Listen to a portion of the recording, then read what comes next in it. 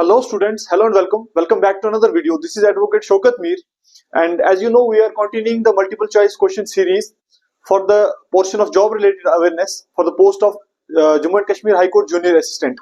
This is our lecture 8 for the lecture series of MCQ, and in this lecture we will be doing 20 more multiple choice questions, and most probably I will bring one more lecture on MCQ for this, and we'll be completing and ending up and binding up this portion. उसके अलावा इसका PDF as you all know Telegram पे है, Telegram पे PDF download करने जाते हो 600 लोग जो है व्यू करते हैं, चैनल को देखते हैं, वहां पर पीडीएफ वगैरह डाउनलोड करते हैं, but they are not subscribing to my channel on Telegram and even on YouTube also. मतलब 3-3 हजार लोग भी देख रहे हैं वीडियो, 4-4 हजार, 10-10 हजार लोग भी वीडियो देख रहे हैं ना, तो लेकिन वो चैनल को सब्सक्राइब नहीं कर रहे हैं यूट्यूब पे, तो उसको चैनल को सब्सक्राइब कीजिए. ठीक है जी.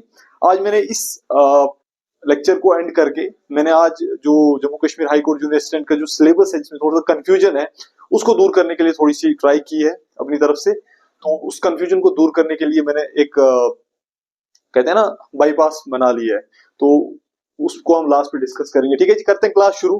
पहला क्वेश्चन आज हमारे पास, intention to commit a criminal offence is the meaning of.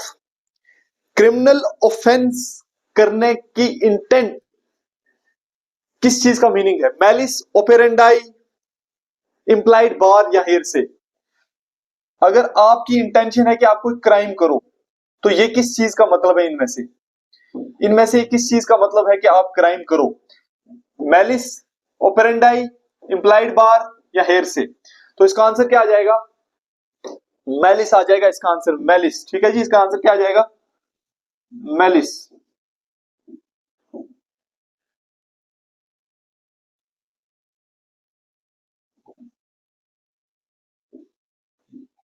ठीक है जी.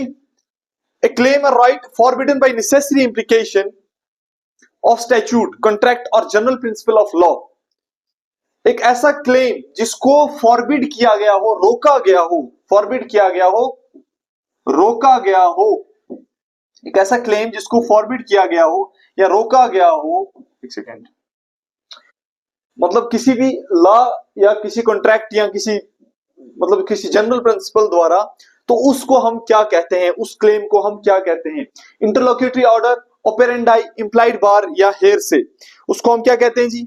उसको हम क्या कहते हैं? उसको हम इंप्लाइड बार कहते हैं. इंप्लाइड बार कहते हैं. Implied bar is the correct answer. ये ब्लैक वाला दिख नहीं रहा है ना, मस्ट टेक लाइक ये वाला.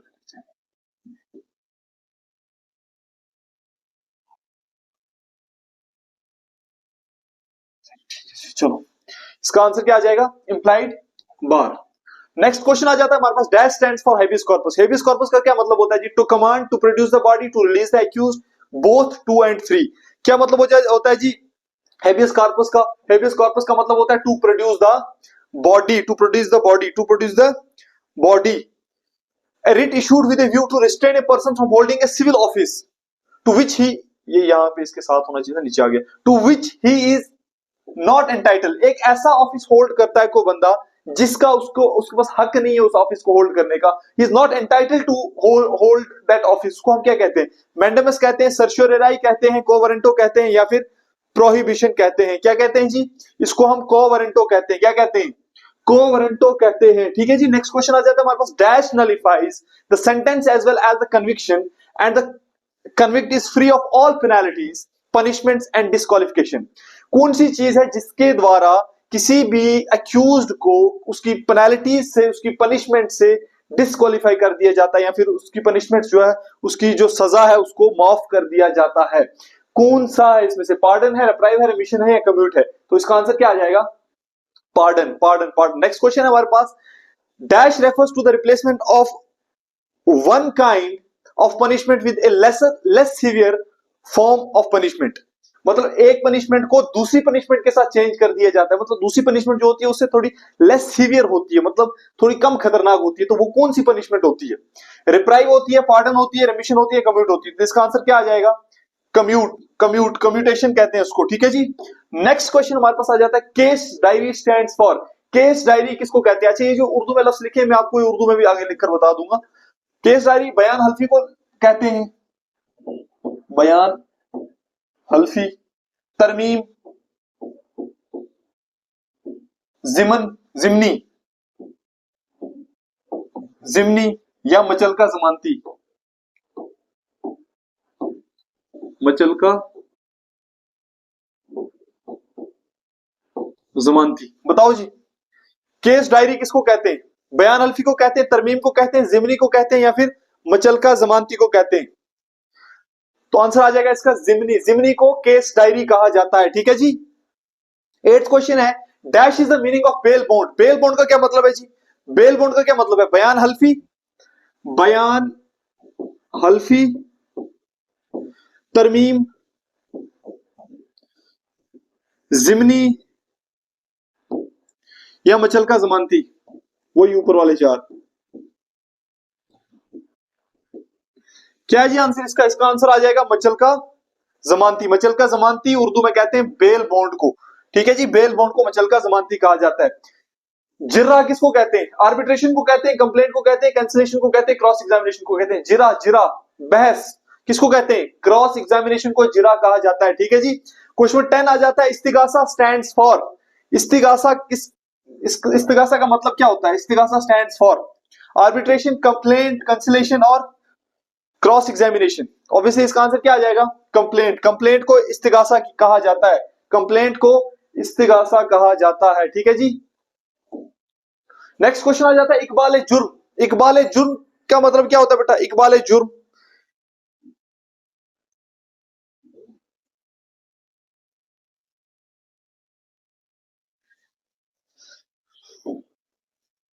हाँ जी, इकबाल जुर्म किसको कहते हैं? डिफेमेशन को, आर्बिट्रेशन को, कन्फेशन को या डिस्क्रिशन को? तो आंसर क्या आ जाएगा? कन्फेशन, कबूल करना, कोई जुर्म कबूल करना, कोई जुर्म कबूल करने को हम क्या कहते हैं? कन्फेशन कहते हैं। फर्द जुर्म किसको कहते हैं? इकबाल जुर्म ऐसे लिखा जाता है, वाले जुर्म, और फर्द जुर्म ऐसे होता है। ठीक है जी। अगर देखने दीजिए कलर इसमें ठीक आ रहा है, हाँ जी बिल्कुल ठीक आ रहा है। फर्द जुर्म का मतलब क्या होता है जी? आर्सन होता है, डिस्क्रिशन होता है, चार्ज होता है या फिर कन्फेशन होता है? बताओ जी, फर्द जुर्म का मतलब क्या होता है? फर्द जुर्म का मतलब होता है चार्ज, और ये क्रिमिनल केस में होता है, याद रखना, क्रिमिनल केस के अंदर होता है, ये सिर्फ क्रिमिनल केस में होता है, ये चीज नोट करना। ठीक है। नेक्स्ट चलिए, नानो नफका। नानो नफका किसको कहते हैं? मॉर्टगेज को, मेंटेनेंस को, रिडेम्पशन को या एकम्प्लिस को? नानो नफका, नानो, बेसिकली मैं उसमें ही लिखता, उर्दू स्लाइड बनाने में बड़ा टाइम लग जाता है, इसलिए मैंने ऐसे कर दिया। नानो नफका जो है मेंटेनेंस को कहा जाता है, खर्चा, इखराजात। ठीक है जी। जामिन किसको कहते हैं? जामिन, जामिन किसको कहा जाता है? श्योरिटी को, डिस्क्रिशन को, क्लेमेंट को या मोटिव को? जामिन किसमें होता है बेटा? जो मचलका जमानती में आपकी जमानत देता है, मतलब मचलका जमानती में आपकी जमानत देता है, जमानत देता है, जमानत देता है। जमानत किस चीज की? कि भाई ये कोर्ट में प्रेजेंट रहेगा फलानी फलानी डेट को। जो मचलका जमानती के अंदर आपकी जमानत देता है उसको जामिन कहते हैं, और इंग्लिश में हम इसको क्या कह देते हैं? श्योरिटी, श्योरिटी कहते हैं। ठीक है जी। नेक्स्ट आ जाता है हमारा नजर सानी। नजर सानी का मतलब क्या होता है? किसी चीज को वापस से देखना, उसको, उसके ऊपर नजर सानी करना। ठीक है जी। समन, सक्सेशन, रिव्यू या रिवीजन। नजर सानी कैसे लिखते हैं?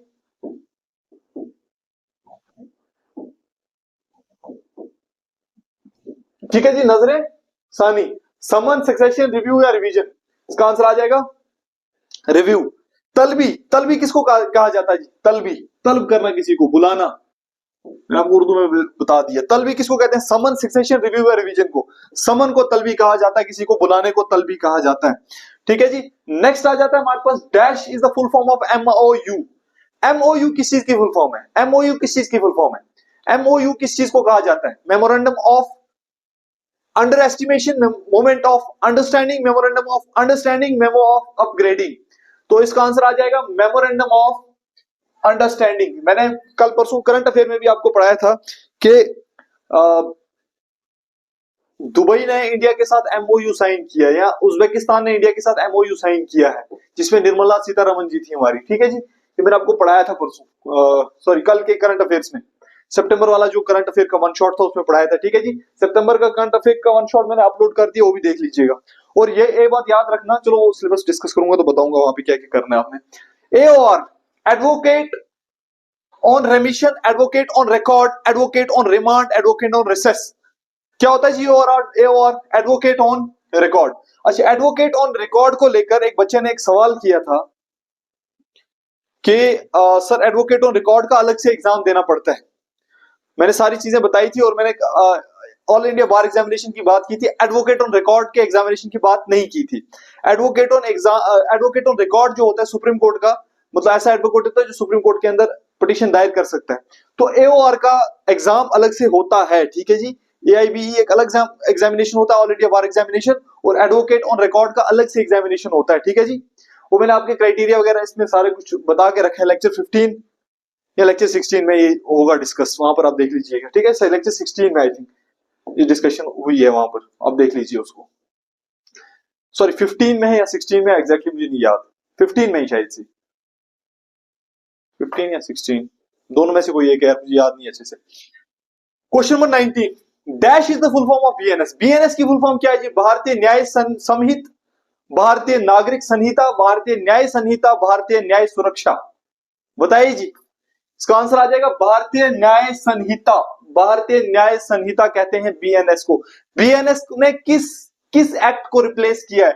BNS replace dash in India, dash को रिप्लेस किया है BNS ने। कोड ऑफ क्रिमिनल प्रोसीजर को किया है, इंडियन पिनल कोड को किया है, इंडियन एविडेंस एक्ट को किया है, या फिर इंडियन आर्बिट्रेशन एक्ट को किया है? किसको किया जी रिप्लेस? बताइए।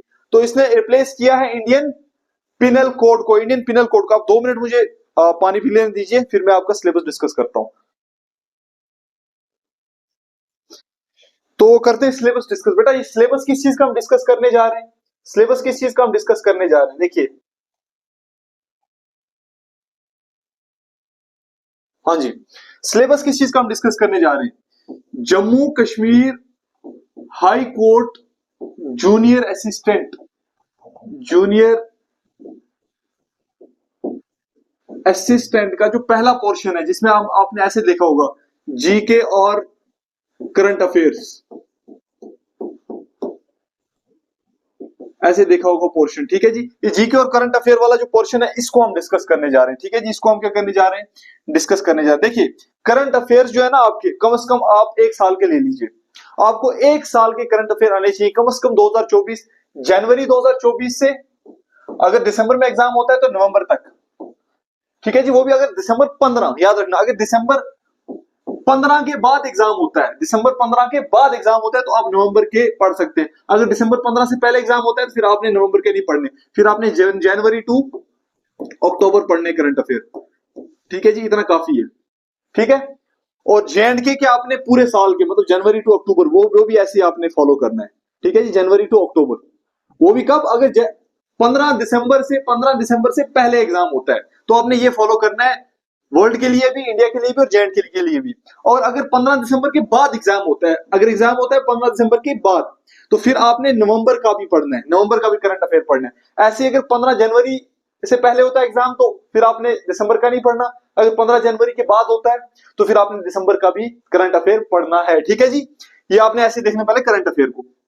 करंट अफेयर जो है जम्मू कश्मीर का, जनवरी से लेकर अक्टूबर तक मैंने डाल दिया है, वो आप देख लीजिए। ठीक है जी, उसके बाद करंट अफेयर जो बाकी हैं, मैंने अक्टूबर मंथ का डाल दिया, सितंबर का डाल दिया है, बाकी जो जनवरी तक पीछे जाएंगे मंथ सारों का मैं डाल दूंगा। ठीक है जी, वो आप वहां से देख लीजिएगा। अगर नवंबर का पॉसिबली, अगर 15 दिसंबर के बाद एग्जाम हुआ तो नवंबर का भी मैं डाल दूंगा, वो आप देख लीजिए। ठीक है, अब आ जाता है ये वाला पोर्शन, जीके। जीके में क्या पढ़ना है जी आपको? देखिए, जीके में सबसे पहले हम स्टार्ट करेंगे, आपने कुछ इंपॉर्टेंट डेट्स पढ़ लेनी है, इंपॉर्टेंट डेट्स पढ़ लेनी है हिस्ट्री की। ठीक है जी, इंपॉर्टेंट डेट्स, ज्यादा बीच में गहराई में हिस्ट्री नहीं पढ़नी है, सिर्फ इंपॉर्टेंट डेट्स याद करनी है।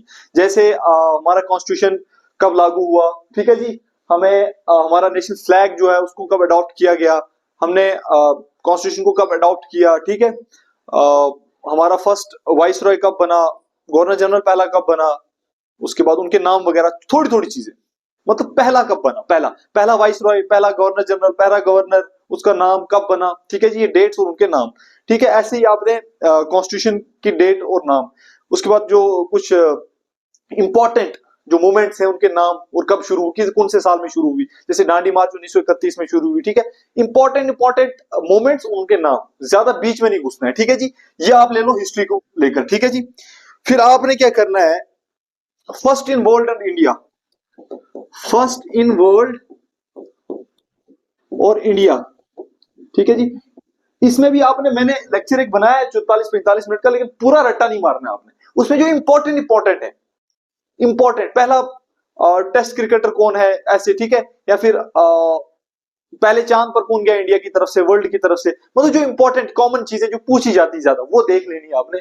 बाकी पूरे वो जो मैंने पढ़ाया है 44 मिनट का, पूरा रट्टा मारने की जरूरत नहीं है, ठीक है। इंपॉर्टेंट एक्सट्रैक्ट्स निकालना, जो आपको इंपॉर्टेंट लगे वही करना, ठीक है जी। फिर उसके बाद आप चलिए,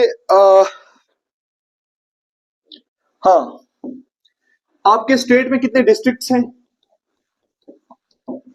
ठीक है जी। सबसे बड़ा कौन सा है, सबसे छोटा कौन सा है, ये आपको पता होना चाहिए, ठीक है। स्टेट्स, इंडिया की स्टेट्स और उनके कैपिटल्स, ठीक है जी।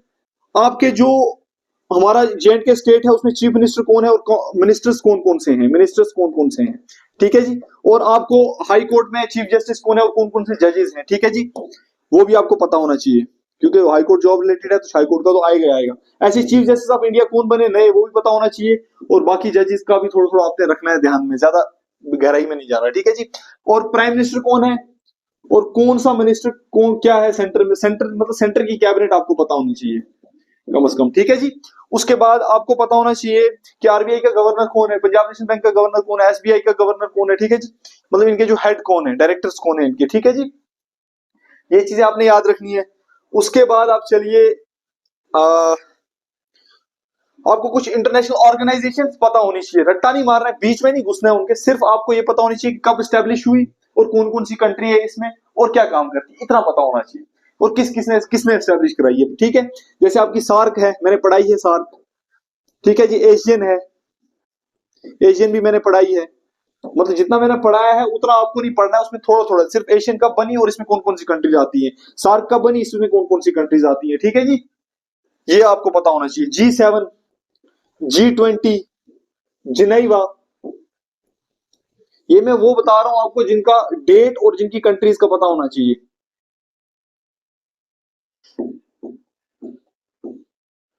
ठीक है जी। उसके बाद यूएनओ, WHO, ठीक है जी। ये कब बनी, यही है कुछ इंपॉर्टेंट ऑर्गेनाइजेशन, इनके बाहर जाने की जरूरत भी नहीं है आपको, मुझे ऐसा लगता है, ठीक है जी।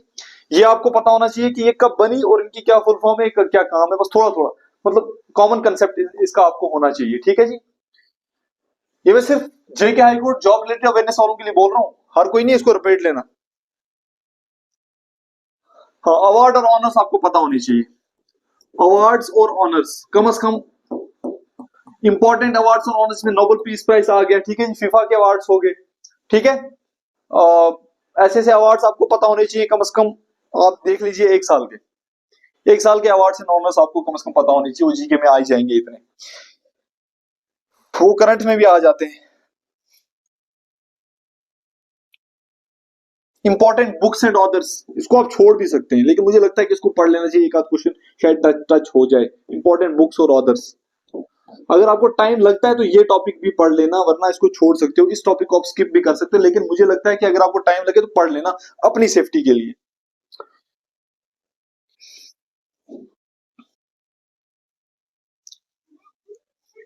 Constitution of India,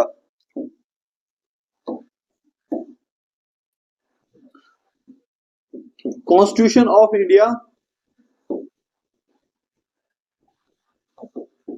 constitution of India में आपने कम से कम फंडामेंटल राइट्स, डायरेक्टिव प्रिंसिपल्स और फंडामेंटल ड्यूटीज, ये तीन चीजें आपको पता होनी चाहिए, ठीक है जी। कॉन्स्टिट्यूशन ऑफ इंडिया में कम से कम ये तीन चीजें आपने अच्छे से पढ़नी है, और आपने देखने कॉन्स्टिट्यूशन ऑफ इंडिया की फॉर्मेशन देखनी है, थोड़ी थोड़ी उसकी हिस्ट्री पढ़नी है, थोड़ी थोड़ी, ज्यादा नहीं, वो ज्यादा इंपॉर्टेंट नहीं, ये तीन चीजें इंपॉर्टेंट हैं, ठीक है जी। और आपको प्रेसिडेंट, प्राइम मिनिस्टर,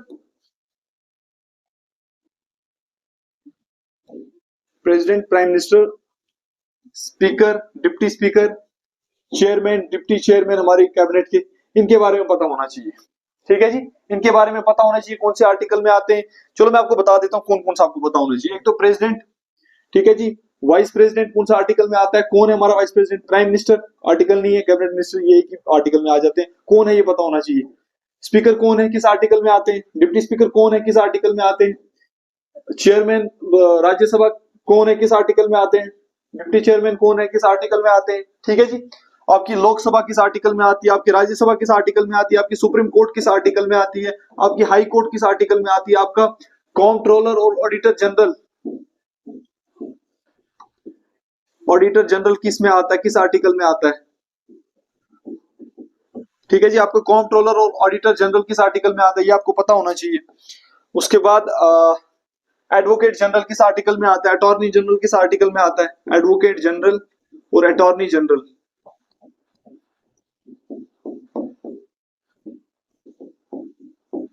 और आपको आर्टिकल 5, 6 और 7 की नॉलेज होनी चाहिए, 5, 6, 7 और आर्टिकल 10 की नॉलेज होनी चाहिए। ठीक है जी। ये सिटीजनशिप के बारे में 5, 6, 7 और 10 की नॉलेज रखना, थोड़ी थोड़ी ऊपर ऊपर से पढ़ना है। ठीक है। बाकी फंडामेंटल राइट्स आपने ज्यादा रट्टा नहीं मारना है। फंडामेंटल राइट सिर्फ ऊपर मतलब जो हेडलाइन होती है वो पढ़नी है और उसका आर्टिकल पढ़ लेना है। और आर्टिकल 19 के अंदर जो 6 फंडामेंटल फ्रीडम्स हैं, article 19 1A 1B 1C 1D 1E है शायद से कि नहीं, F और 1G। हाँ, ये जो 6 हैं ये आपको पता होने चाहिए कि ये क्या क्या है। ठीक है जी। बाकी आपने ऊपर ऊपर से पढ़ना, ज्यादा बीच में घुसने की कोशिश नहीं करनी। आर्टिकल 20 के अंदर ये एक चीज हो रही है, ये भी आपने याद रखना। Article 20 clause 1 clause 2 clause 3, no self incrimination, no double jeopardy, no ex post facto law, no double jeopardy और नो सेल्फ इंक्रिमिनेशन। ये 3 उसमें पार्ट्स हैं, ये भी आपने देख लेने। ठीक है जी। बाकी इंडियन कॉन्स्टिट्यूशन में ज्यादा बीच में घुसने की जरूरत नहीं है।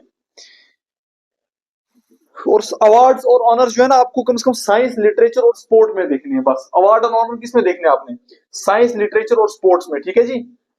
ये जो अवार्ड्स और ऑनर्स है ना, ये आपने देखने हैं साइंस, साइंस इंपॉर्टेंट है, लिटरेचर सॉरी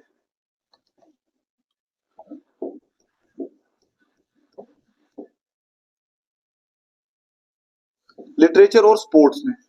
ठीक है जी। इसमें भी important important award, Bharat Ratna हो गया, ठीक है जी, नोबेल पीस प्राइज हो गया, ठीक है।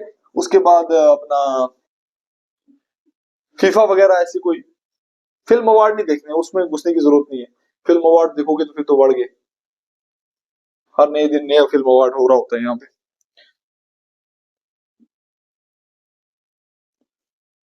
अच्छा, आपके इंडिया के आसपास कौन सी कंट्री टचिंग है, उनकी उनकी क्या राजधानी है। इंडिया के आसपास कौन सी मतलब कंट्रीज हैं, उनकी क्या राजधानी है, मतलब पॉलिटिकल मैप इंडिया का। ठीक है जी। और और क्या है,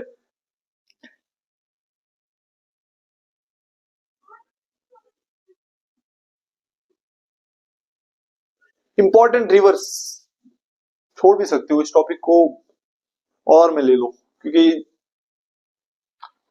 हाँ, आपको ये पता होना चाहिए कि मतलब जैसे इंपॉर्टेंट रिवर्स है, गंगा है, ब्रह्मपुत्र है, तवी है, ठीक है जी, जम्मू की सतलुज है, ब्यास है, रावी है, झेलम है। ठीक है जी। ये जो मतलब जम्मू कश्मीर के रिवर्स है, ये आपको पता होना चाहिए कि इनकी लेंथ कितनी है और कहां से गुजरती है, इसका मसला नहीं है, लेंथ कितनी है। ठीक है जी। लेंथ कितनी है और कहां से निकलती है, ओरिजिन कहां की तरफ है, थोड़ा थोड़ा इसका भी देख लेना। और बड़ी जो रिवर्स है, जैसे गंगा है, ब्रह्मपुत्र है, उसके बाद और कौन सी है, गंगा ब्रह्मपुत्र का आप देख लें कि किसके स्टेट को टच करते हैं थोड़ा थोड़ा। ठीक है। ये थोड़ा थोड़ा रिवर्स के बारे में देख लें, और इंपॉर्टेंट लेक्स कुछ 5-8 जो भी इंपॉर्टेंट आपको लगे देख लेना। मुझे नहीं लगता ऐसे क्वेश्चन आएगा, लेकिन फिर भी आपको देखना चाहिए।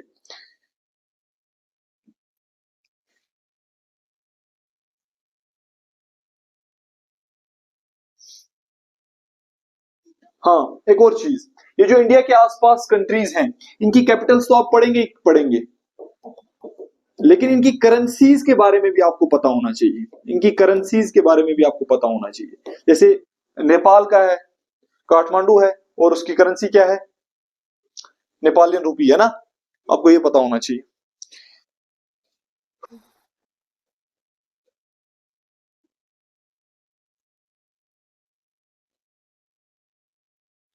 बाकी एट लास्ट एक चीज है जो मुझे लगता है कि आपको देख लेनी चाहिए, रीऑर्गेनाइजेशन एक्ट, वो भी आपको कोई डीपली नहीं पढ़ना है, उसके ऊपर मैं एक लेक्चर ले आऊंगा, उसमें से आप इंपॉर्टेंट एक्सट्रैक्ट देख लीजिएगा, लेकिन उसमें मुझे लगता है कि चांसेस है आने के, रीऑर्गेनाइजेशन एक्ट, क्योंकि वो हर एग्जाम में मैं देखता हूँ रीऑर्गेनाइजेशन एक्ट, ये आप देख लीजिए क्योंकि ये इंपॉर्टेंट है, ये बड़ा चल रहा है, हर एग्जाम में चल रहा है, इसको आप देख लीजिएगा। बाकी मुझे लगता है कि इतना काफी है, जनरल नॉलेज इतनी आप पढ़ लीजिए तो काफी है, बाकी आपके करंट अफेयर के साथ साथ जाने दीजिए, और आपके बाकी पोर्शन तो साथ चल ही रहे हैं, ठीक है जी। लेकिन आप बिल्कुल ही जनरल नॉलेज को इग्नोर नहीं कर सकते। इसके अलावा भी जो मैंने बताया है, इसके अलावा भी अगर आपको कुछ कोई चीज इंपॉर्टेंट लगे थोड़ी बहुत ही, तो नजरों से निकल गई तो निकाल दो, ठीक है, कोई पता नहीं होता कहां से क्वेश्चन क्या आ जाए, ठीक है। बाकी मुझे लगता है कि अगर ये सारा आप पढ़ेंगे और साथ में आप करंट अफेयर्स पढ़ेंगे तो आपके मतलब ज्यादा नहीं, मैं गारंटी देता हूँ 20 मार्क्स तो आपके कहीं नहीं गए 25 में से, ठीक है। तो उसकी गारंटी, अगर 25 मार्क्स कितने मार्क्स का है, मेरे ख्याल से 25 का ही है, अगर 25 का है तो 20 का ही नहीं है, अगर आप इतना करते हैं जितना मैंने आपको बताया है। लेकिन इतना आपने एमिकेबली करना है, दिल से करना है, यानी कि हवा हवा में। और हाँ, एक और चीज, रामसर साइट्स पूछी जाती है, वो भी आप देख लेना, रामसर साइट्स, ठीक है जी, रामसर साइट्स को भी देख लेना, ठीक है। बाकी दीजिए मुझे इजाजत, thank you, thanks a lot, goodbye, take care, मिलेंगे नेक्स्ट वीडियो में अब, ठीक है जी, थैंक यू।